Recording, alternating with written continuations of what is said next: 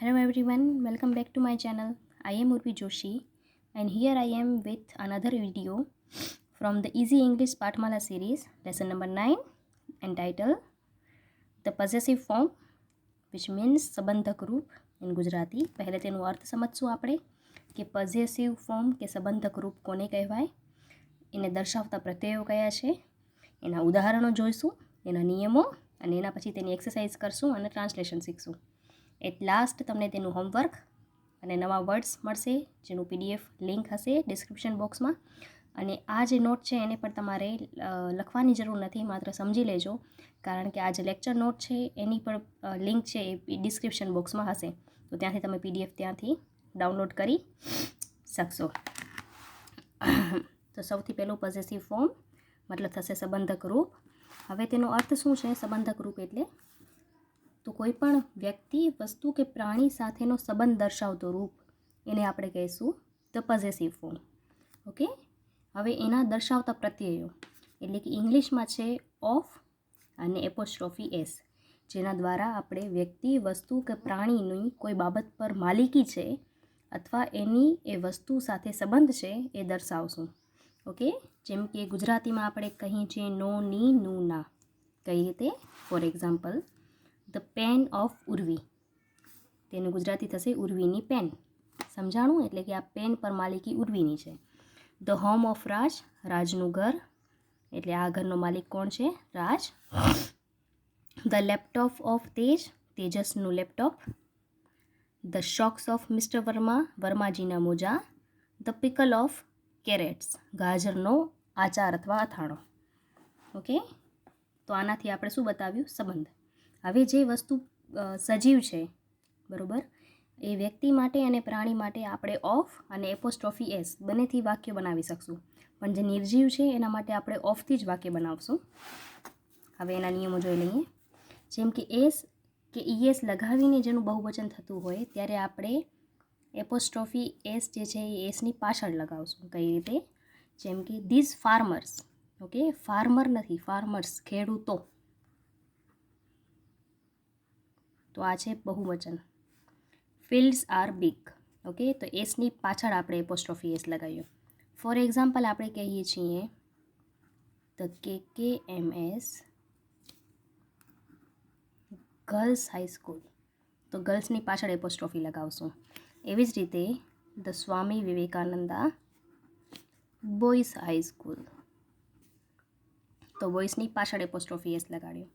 જ્યારે એસ કે ઈએસ વિનાનું બહુવચન થતું હશે, એના વિનાનું બહુવચન એટલે કે MEN મેન, એનું કરશું આપણે MEN મેન, ત્યારે આપણે જેમ એક વચનમાં લગાડતા હતા એવી જ રીતે એપોસ્ટ્રોફી એસ લગાવશું. For example, men's car.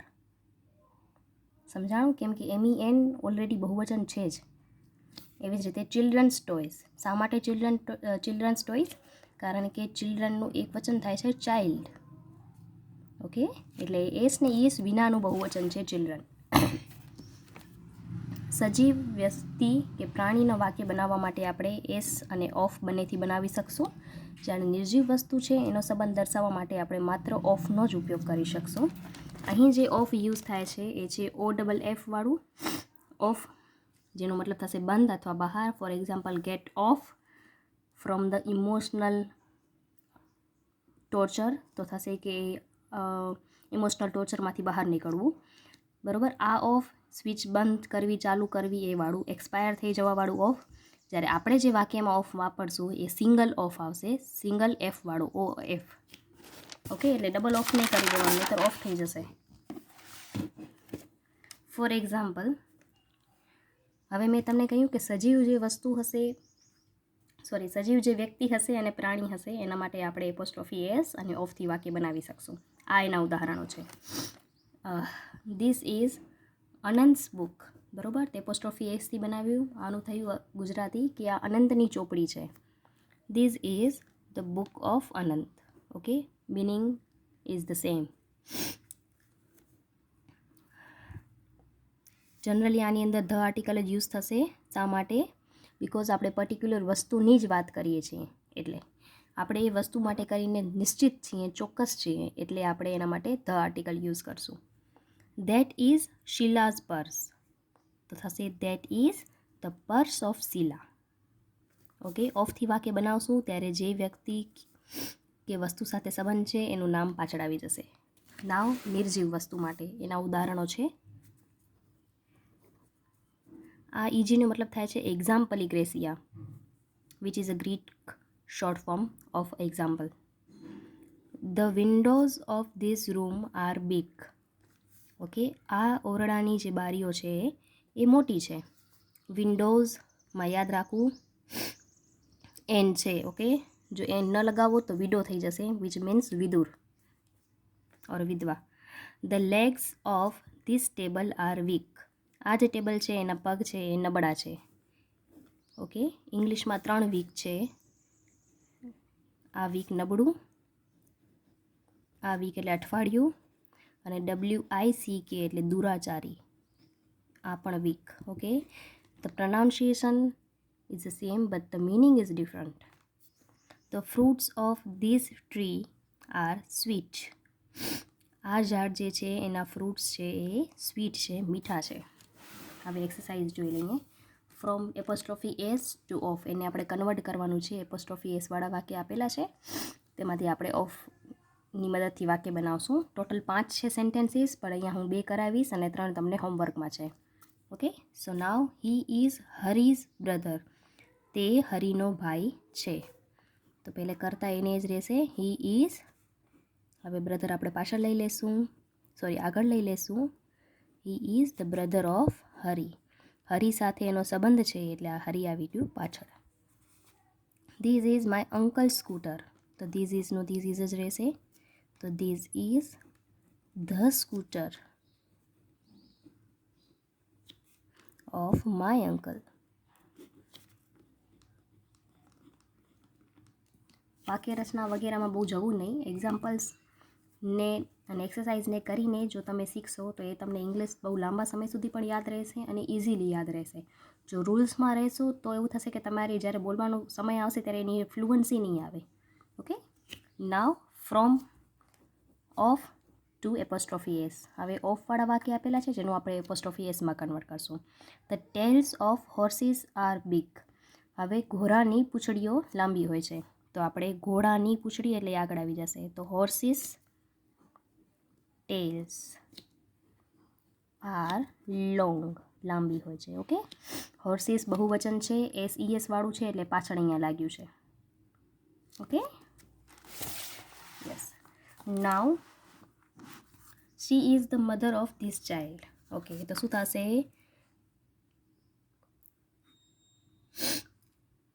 She is the mother of this child. Okay, એટલે આ બાળકની માતા. તો થશે she is the child's mother.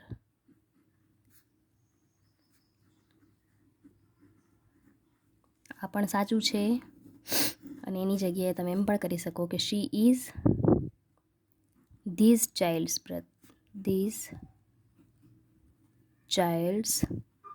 Mother. Both are correct, but યાદ શું રાખવાનું છે, આમાં ધ આપણે યુઝ કર્યું છે, આમાં નથી કર્યું. ઓકે, એટલે જો તમે ધથી વાક્ય બનાવશો તો પણ એ સાચું છે અને જો ધીસથી વાક્ય બનાવશો તો એ પણ સાચું છે. નાવ ધ ટ્રાન્સલેશન્સ. 25 સેન્ટેન્સીસ છે, અહીં હું 5 કરાવીશ.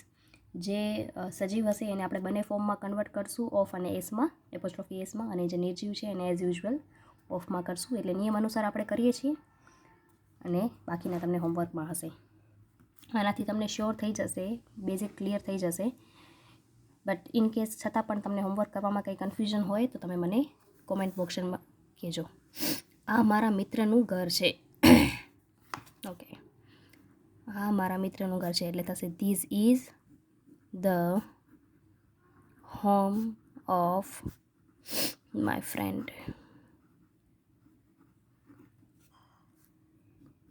અને આ સિવાયનું થશે this is my friends home.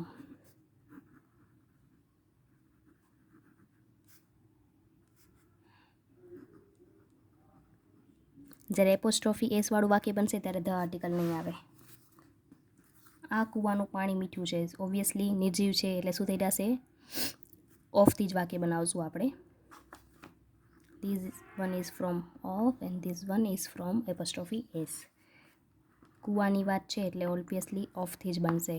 Okay, so the water, કૂવાનું પાણી એટલે વોટર ઓફ વેલ, પણ આ કૂવો છે એટલે ધીસ વેલ કરશું. This well is sweet. Well ડનવાળું વેલ અને આ વેલ એક જ થશે. સ્પેલિંગ પણ સેમ છે, ખાલી એનું સેન્ટેન્સ પ્રમાણે એના અર્થ બદલી જશે. મારા પડોશીની દીકરી હોશિયાર છે. પડોશીના દીકરીની વાત છે મતલબ ઓબ્વિયસલી ઓફ અને એસ બંનેથી બનશે. Okay, so the daughter of, the daughter of my neighbor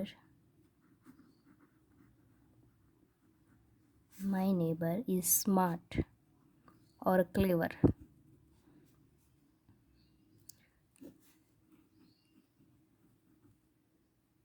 તમને જે ન્યૂ વર્ડ્સમાં આપેલા હોય ને એ જ તમે યુઝ કરજો. ઓકે, આ સી છે. I hope it is visible. Okay, now apostrophe એસથી બનાવશું. The neighbour's daughter.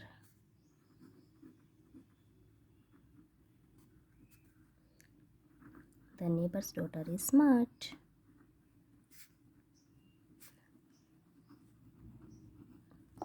પૈસાદાર માણસોના ઘર મોટા હોય છે. પૈસાદાર માણસો ઓફ અને apostrophe S.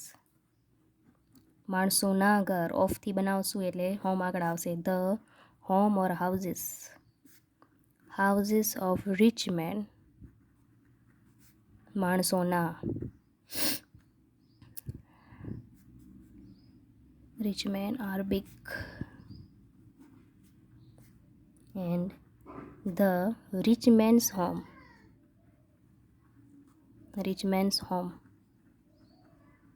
or homes or houses are big. ગરીબ માણસોના ઘર, ઓબ્વિયસલી રિચ મેન છે ત્યાં પુઅર મેન કરવાનું છે, બાકી કંઈ નથી આની અંદર. સો the houses of poor men are small and the poor men's